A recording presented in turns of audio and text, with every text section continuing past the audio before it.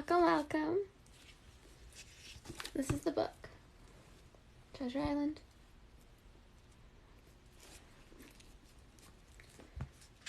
Did you guys know? Okay, I have to wait for enough people to come in here so I can quiz you guys.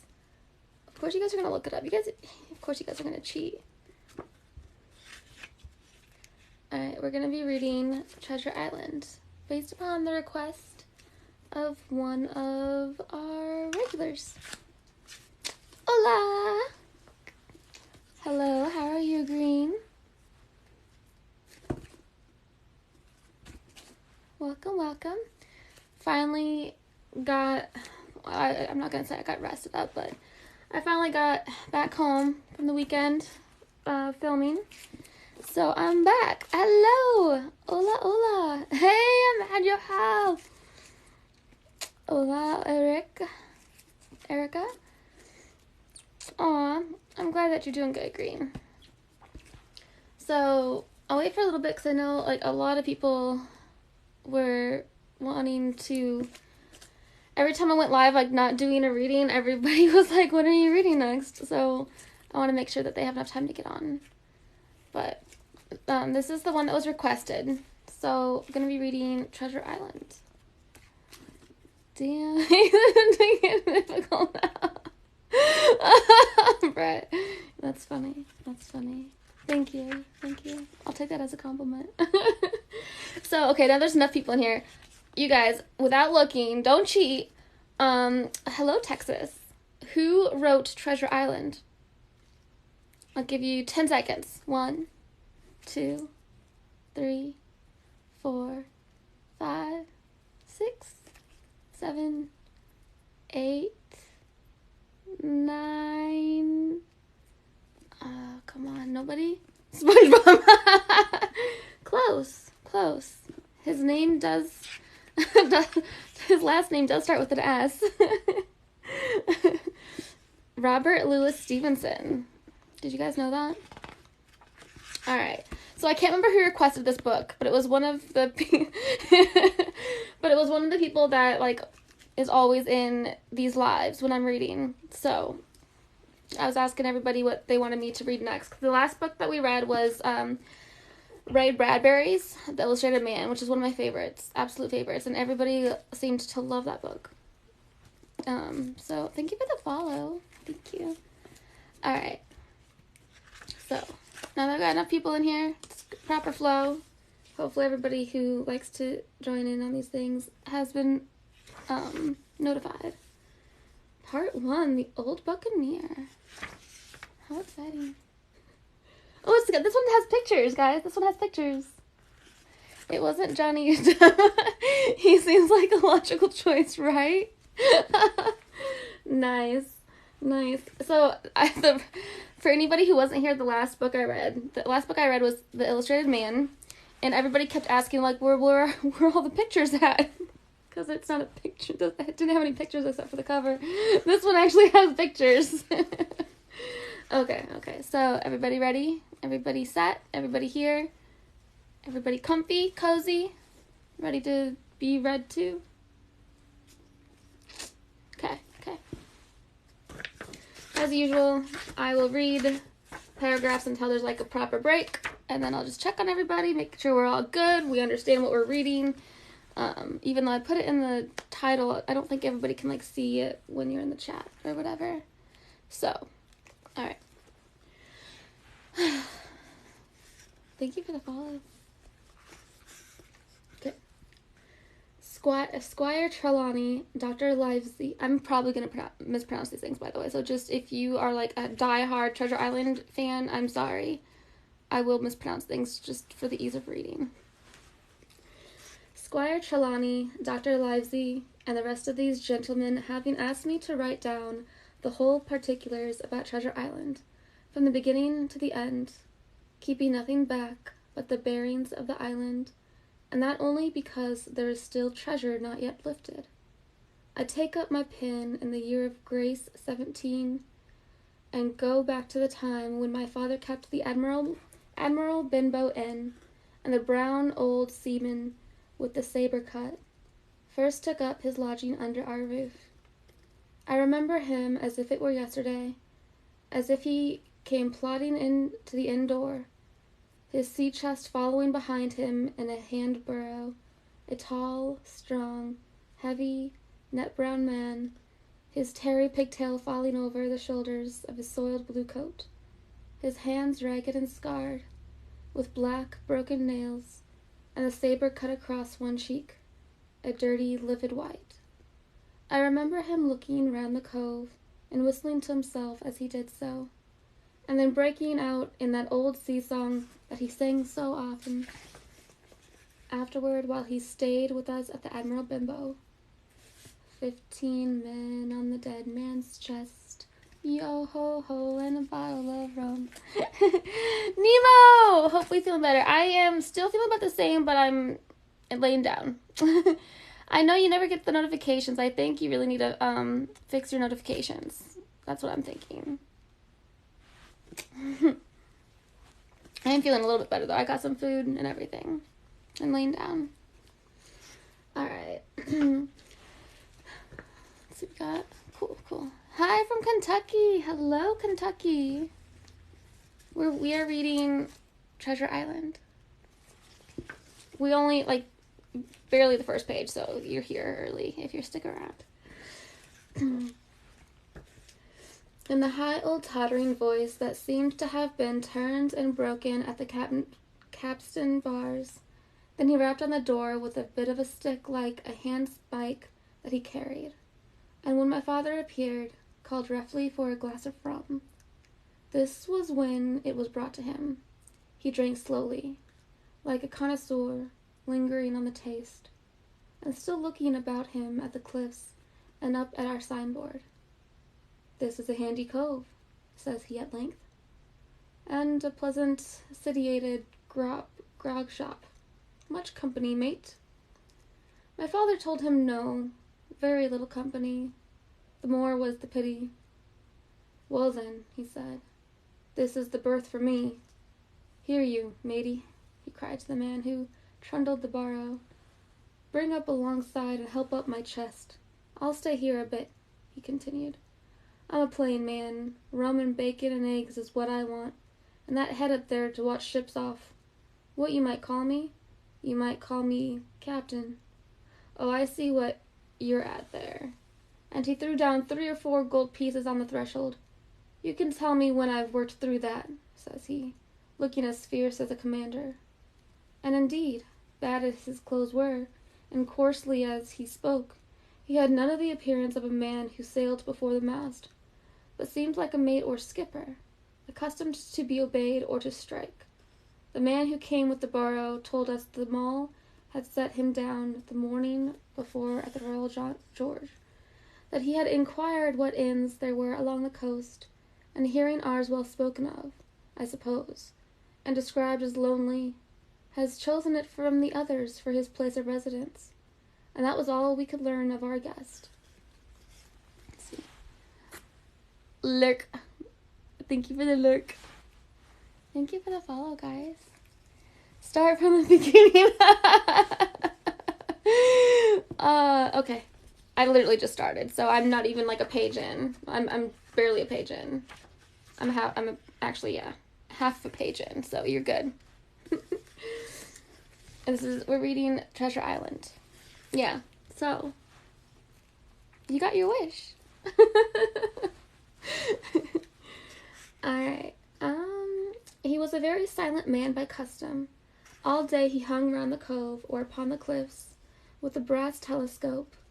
All evening he sat in a corner of the parlor next the fire and drank rum and water, very strong.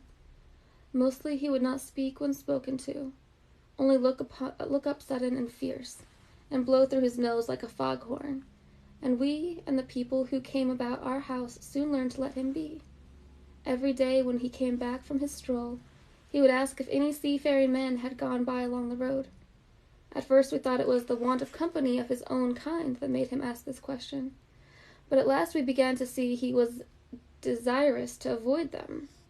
When a seaman put up at the Admiral Bimbo, as now and then some did, making by the coast road for Bristol, He would look in at him through the curtained door before he entered the parlor, and he was always sure to be as silent as a mouse when any such was present. For me, at least, there was no secret about the matter, for I was, in a way, a sharer in his alarms. He had taken me aside one day and promised me a silver fourpenny on the first of every month if I would only keep my weather eye open for a seafaring man with one leg, and let him know the moment he appeared. Often enough, when the first of the month came round, and I applied to him for my wage, he would only blow through his nose at me and stare me down, but before the week was out he was sure to think better of it, bring my fourpenny piece, and quietly repeat his usual orders to look out for the seafaring man with one leg. Send her flowers, your face. Thank you, Mom. Bless me. Thanks. Aw, thank you. Right? I'm not saying so you can go back to your marriage. Sounds good. Oh, man. Alright. How that personage haunted my dreams, I need scarcely tell you. On stormy nights, when the wind shook the four corners of the house, and the surf roared along the cove and up the cliffs, I would see him in 1,000 forms, and with 1,000 diabolical expressions. Now the leg would be cut off at the knee, now at the hip. Now he was a monstrous kind of a creature, who had never had but the one leg, and that in the middle of his body. To see him leap and run and pursue me over hedge and ditch was the worst of nightmares, and altogether I paid pretty dear for my monthly fourpenny piece. In the shape of these abominable fancies, I could never stop thinking of the man with one leg. But though I was so terrified by the idea of the seafaring man with one leg, I was far less afraid of the captain himself than anybody else who knew him. There were nights when he took a deal more rum and water than his head would carry, and then he would sometimes sit and sing his wicked old wild sea songs, minding nobody. But sometimes he would call for the glasses round and force all the trembling company to listen to his stories, or bear a chorus to his singing. Often I had heard the house shaking with yo-ho-ho and a bottle of rum, all the neighbors joining in for dear life, with the fear of death upon them, and each singing louder than the other to avoid remark. For in these fits he was the most overriding companion ever known. He would slap his hand on the table for silence all around. He would fly up in a passion of anger at a question, or sometimes because none was put, and so he judged the company was not following his story. Nor would he allow anyone to leave the inn till he had drunk himself sleepy and reeled off to bed. His stories were what frightened people worst of all. Dreadful stories they were, about hanging, walking the plank, and storms at sea, and the dry tortugas, and wild deeds and places on the Spanish Main. By his own account, he must have lived his life among some of the wickedest men that God ever allowed upon the sea, and the language in which he told these stories shocked our plain country people almost as much as the crimes that he described. My father was always saying the inn would be ruined, for people would soon cease coming there to be tyrannized over and put down and sent shivering to their beds. But I really believe his presence did us good. People were frightened at the time, but on looking back they rather liked it. It was a fine excitement in a quiet country life, and there was even a party of the younger men who pretended to admire him, calling him a true sea dog, and a real old salt, and such like names, and saying there was the sort of man that made England terrible at sea and feared by all her enemies. In one way, indeed, he bade fair to ruin us, for he kept on staying week after week, and at last month after month, so that all the money had been long exhausted, and still my father never plucked up the heart to insist on having more. If ever he mentioned it, the captain blew through his nose so loudly that you might say he roared and stared my poor father out of the room. I have seen him wringing his hands after such a rebuff, and I am sure the annoyance and the terror he lived in must have greatly hastened his early and unhappy death. At the time, all the time he lived with us, the captain made no change whatever in his dress, but to buy some stockings from a hawker.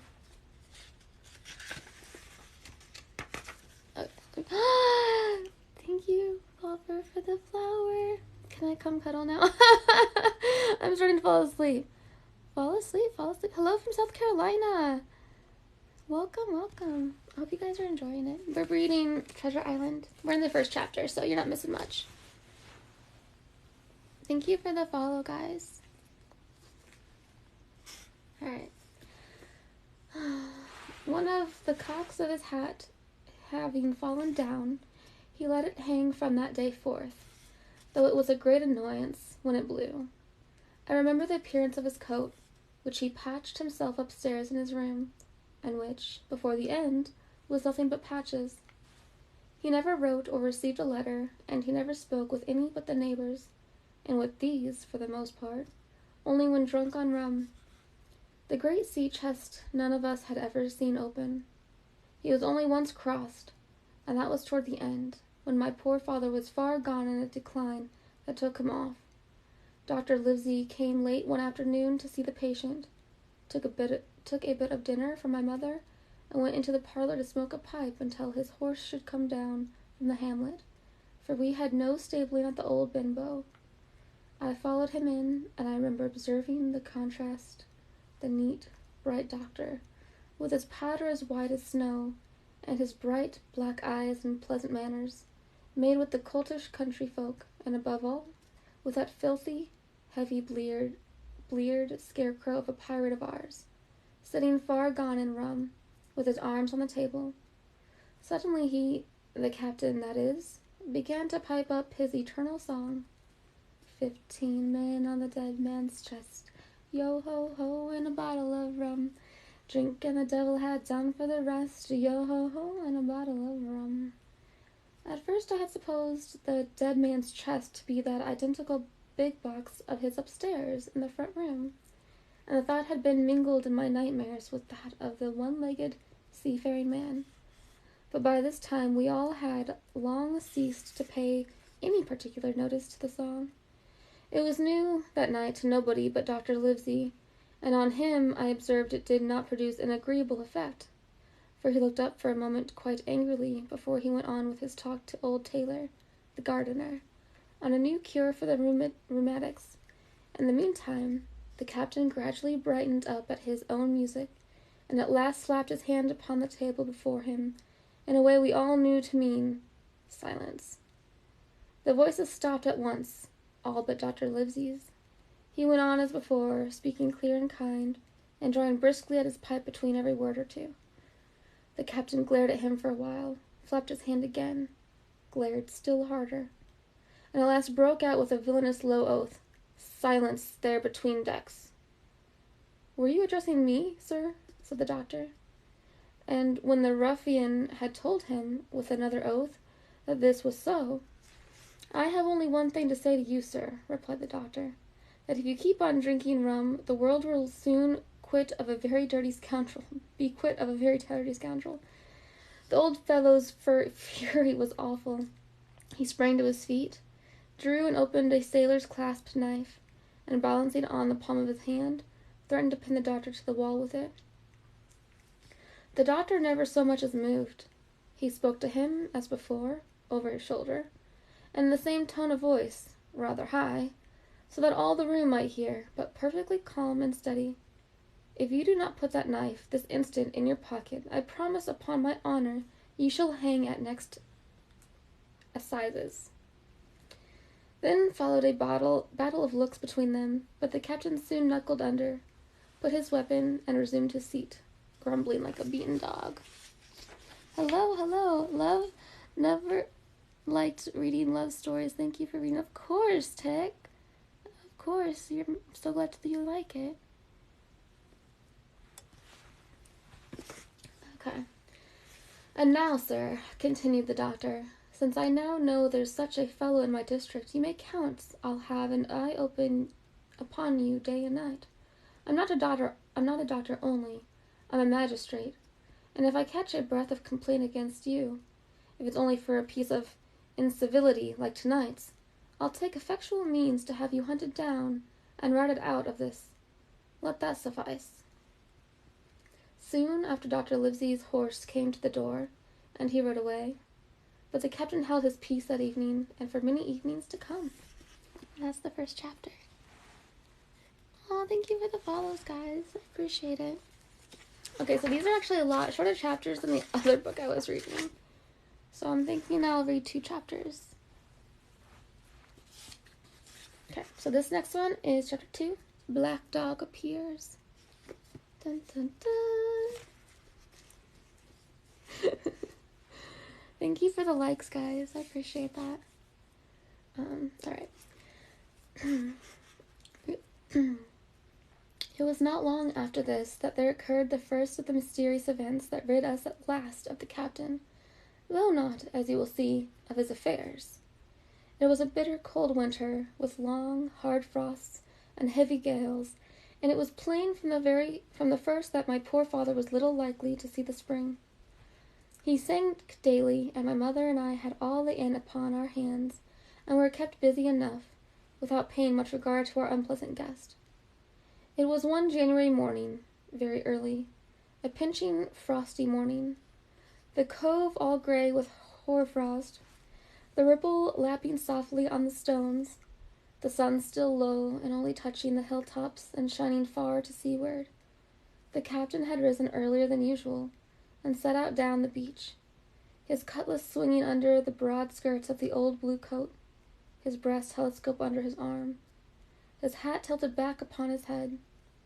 I remember his breath hanging like smoke in his wake as he strode off, and the last sound I heard of him as he turned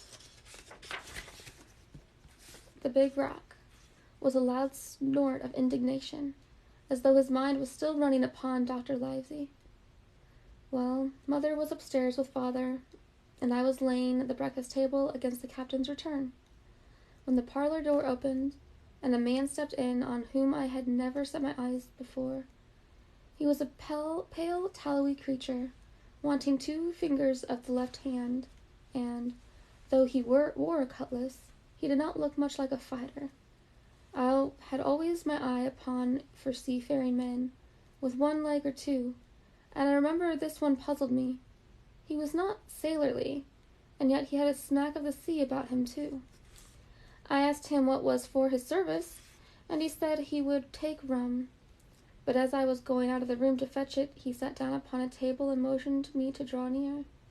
I paused where I was with my napkin in my hand. "Come here, Sonny," he said. "Come nearer here." I took a step nearer. "Is this your table for my mate, Bill?" he asked, with a kind of leer. I told him I did not know his mate, Bill, and this was for a person who stayed in our inn, whom we called the captain. "Well," he said, "my mate, Bill, would be called the captain, as like as not. He has a cut on 1 cheek, and a mighty pleasant way with him, particularly in drink. Has my mate, Bill. We'll put it, for argument like, that your captain has a cut on 1 cheek, and we'll put it, if you like, that cheek's the right one. Well, I told you, now, is my mate Bill in this here house?" I told him he was out walking. "Which way, Sonny? Which way is he gone?" And when I had pointed out the rock and told him how the captain was likely to return, and how soon, and answered a few other questions, "Ah," he said, "this'll be as good as drink to my mate Bill." The expression on his face as he said these words was not at all pleasant, and I had my own reasons for thinking that the stranger was mistaken, even supposing he meant what he said. But it was no affair of mine, I thought, and besides, it was difficult to know what to do. The stranger kept hanging about just inside the inn door, peering around a corner like a cat waiting for a mouse. Once I stepped out myself into the road, but he immediately called me back, and as I did not obey quick enough for his fancy, a most horrible change came over his tallowy face, and he ordered me in, with an oath that made me jump. As soon as I was back again, he returned to his former manner, half fawning, half sneering, patted me on the shoulder, told me I was a good boy, and he had taken quite a fancy to me. "I have a son of my own," said he, his hand on my arm, "as like you as 2 blocks, and he is all the pride of my art. But the great thing for boys is discipline, Sonny, discipline. Now, if you had sailed along of Bill, You wouldn't have stood there to be spoke to twice, not you. That was never Bill's way, nor the way of such as sailed with him. And here, sure enough, is my mate Bill, with a spyglass under his arm, bless his old art, to be sure. You and me'll just go back into the parlor, sonny, and get behind the door, and we'll give Bill a little surprise, bless his art, I say again. So saying, the stranger backed along with me into the parlor, and put me behind him in the corner, so that we were both hidden by the open door. I was very uneasy and alarmed, as you may fancy, and it rather added to my fears to observe that the stranger was certainly frightened himself. He cleared the hilt of his cutlass and loosened the blade in the sheath, and all the time we were waiting there he kept swallowing as if he felt what we used to call a lump in the throat.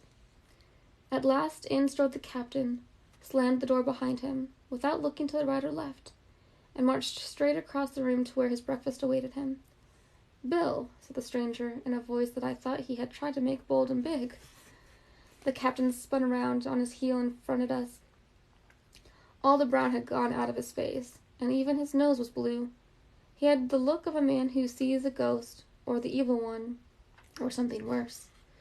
If anything can be, and, upon my word, I felt sorry to see him, all in a moment turned so old and sick. "Come, Bill, you know me. You know an old shipmate, Bill, surely," said the stranger. The captain made a sort of gasp. "Black Dog," he said.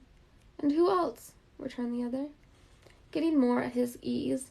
"Black Dog as ever was, come for to see his old shipmate, Billy, at the Admiral Benbow Inn. Ah, Bill, we have seen a sight of times, us two, since I lost them 2 talons, holding up his mutilated hand. "Now look here," said the captain. "You've run me down. Here I am. Well then, speak up. What is it?" "That's you, Bill," returned Black Dog. "You're in the right of it, Billy.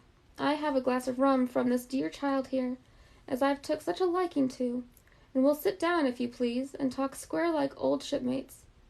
When I returned with the rum, they were already seated on either side of the captain's breakfast table, Black Dog next to the door, and sitting sideways so as to have one eye on his old shipmate, and one, as I thought, on his retreat. He bade me go and leave the door wide open. "None of your keyholes for me, sonny," he said, and I left them together and retired into the bar. For a long time, though I certainly did my best to listen, I could hear nothing but a low gabbling, but at last the voices began to grow higher, and I could pick up a word or two, mostly oaths, from the captain. No, and an end of it," he cried once and again. "If it comes to swinging, swing all," said I. Then all of a sudden there was a tremendous explosion of oaths and other noises. The chair and table went over in a lump, a clash of steel followed, and then a cry of pain, and the next instant I saw Black Dog in full flight, and the captain hotly pursuing, both with drawn cutlasses, and the former streaming blood from the left shoulder. Just at the door, the captain aimed at the fugitive one last tremendous cut, which would certainly have split him to the chin, had it not been intercepted by our big signboard of Admiral Benbow. You may see the notch on the lower side of the frame to this day. The blow was the last of the battle. Once out upon the road, Black Dog, in spite of his wound, showed a wonderful clean pair of heels, and disappeared over the edge of the hill in half a minute. The captain, for his part, stood staring at the signboard like a bewildered man. Then he passed his hand over his eyes several times, and at last turned back into the house. "Jim," says he, "rum." And as he spoke he reeled a little, and caught himself with one hand against the wall. "Are you hurt?" cried I. "Rum," he repeated. "I must get away from here. Rum. Take a second. Hello guys. Thank you for the follows. Before bedtime. Hello. Oh, welcome back. Thank you for all the likes. Alright. I ran to fetch it, but I was quite unsteadied by all that had fallen out, and I broke one glass and fouled the top, and while I was still getting in my own way, I heard a loud fall in the parlor, and running in, beheld the captain laying full length upon the floor. At the same instant, my mother, alarmed by the cries and fighting, came running downstairs to help me. Between us, we raised his head. He was breathing very loud and hard, but his eyes were closed and his face was a horrible color. Dearie me, cried my mother. What a disgrace upon the house, and your poor father sick. In the meantime, we had no idea what to do to help the captain, nor any other thought that he had got his death hurt in the scuffle with the stranger. I got the rum, to be sure, and tried to put it down his throat, but his teeth were tightly shut and his jaws as strong as iron. It was a happy relief for us when the door opened and Dr. Livesey came in on his visit to my father. "Oh, doctor," we cried, "what shall we do? Where is the wound?" "Wounded? Fiddlesticks." "A fiddlestick's end," said the doctor. "No more wounded than you or I. The man has had a stroke, as I warned him. Now, Mrs. Hawkins, just you run upstairs to your husband and tell him, if possible, nothing about it. For my part, I must do my best to save this fellow's trebly worthless life, and Jim here will get me a basin." When I get back with the basin, the doctor had already ripped up the captain's sleeve and exposed his great sinewy arm. It was tattooed in several places. "Here's luck." A fair wind and Billy Bones his fancy were very neatly and clearly executed on the forearm, and up near the shoulder there was a sketch of a gallows and a man hanging from it, done, as I thought, with great spirit. "Prophetic," said the doctor, touching this picture with his finger. "And now, Master Billy Bones, if that be your name, we'll have a look at the color of your blood, Jim," he said. "Are you afraid of blood?" "No, sir," said I. "Well then," he said, "you hold the basin." And with that he took his lancet and opened a vein. A great deal of blood was taken before the captain opened his eyes and looked mistily about him. First he recognized the doctor with an unmistakable frown. Then his glance fell upon me, and he looked relieved. But suddenly his color changed, and he tried to raise himself, crying, "Where's Black Dog?" "There is no black dog here," said the doctor, "except what you have on your own back. You have been drinking rum. You have had a stroke, precisely as I told you, and I have just, very much against my own will, dragged you head foremost out of the grave. Now, Mr. Bones—" "That's not my name," he interrupted. "Much I care," returned the doctor. "It's the name of a buccaneer of my acquaintance, and I call you by it for the sake of shortness. And what I have to say to you is this. One glass of rum won't kill you, but if you take one, you'll take another and another, and I stake my wig if you don't break off short, you'll die. Do you understand that? Die. And go to your own place, like the man in the Bible. Come now, make an effort. I'll help you to your bed for once."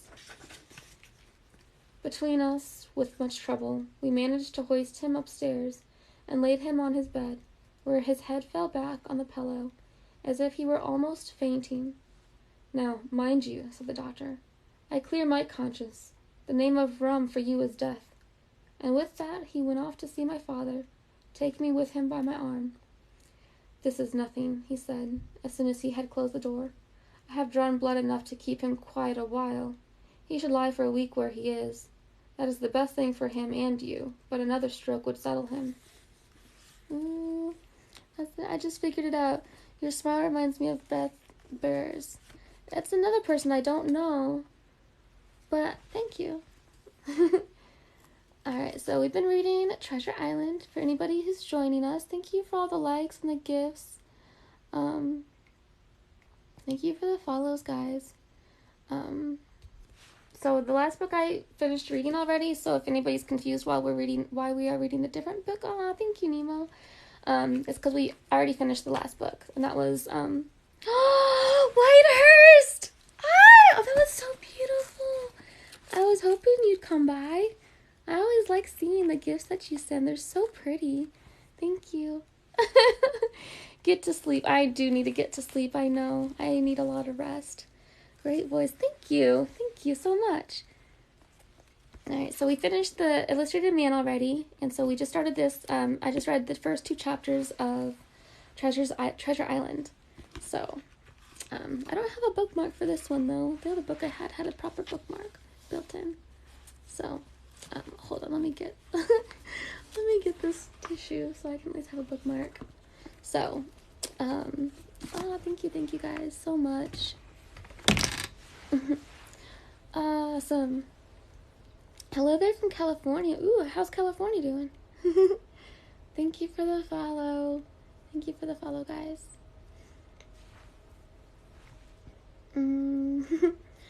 Alright, well, I just finished chapter 2 of, I've done the tissue bookmark. Yep. I'll have to wait till tomorrow to find my proper bookmark. But yeah, weather great, ever been. Awesome. Yeah, it's starting to, like, yesterday and today, I'm in Missouri, it started to get pretty chilly. Which, like, I just did a filming this past weekend, and it was so freaking hot. It's like, why couldn't we have, like, this cooler days when we were filming? Hello from the Gold Coast. Hello. 93 here. Awesome. Dang. Thank you for all the likes, guys. What island is the book based on? Treasure Island. I don't know, that's a good question. Somebody have to figure that out for me. Yeah. That's a good question. So, on Earth. I don't know. What did you film a movie over TV? Me and a lot of people actually. Me and a lot of people, did a short film. Acted in a short film. It's called, Bloodline Z. It's a short film about zombies. So that was really fun.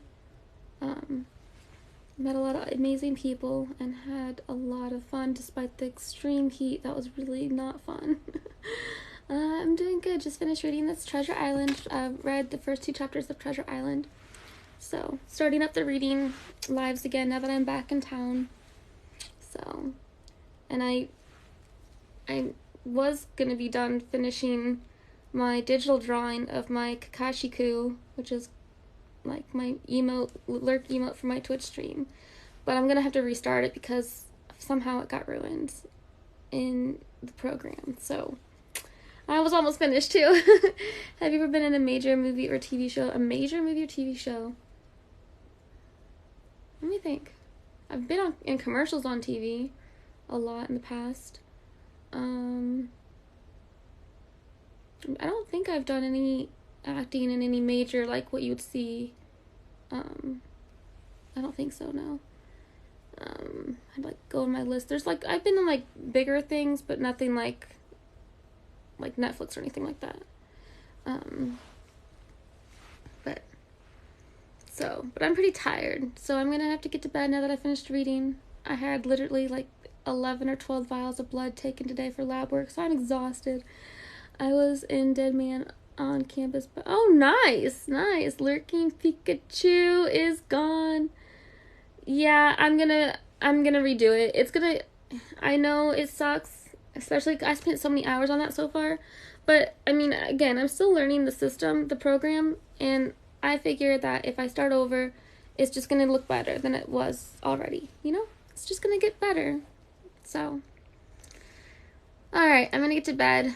Thank you guys for hanging out with me and for all the gifts. Whitehurst, you're amazing, as always, with those amazing gifts. When do you read again? So, you're sleepy, guys. I know, right? Like I said, I had a lot of blood drawn today for labs. Ah, yes, Whitehurst, yes! Thank you.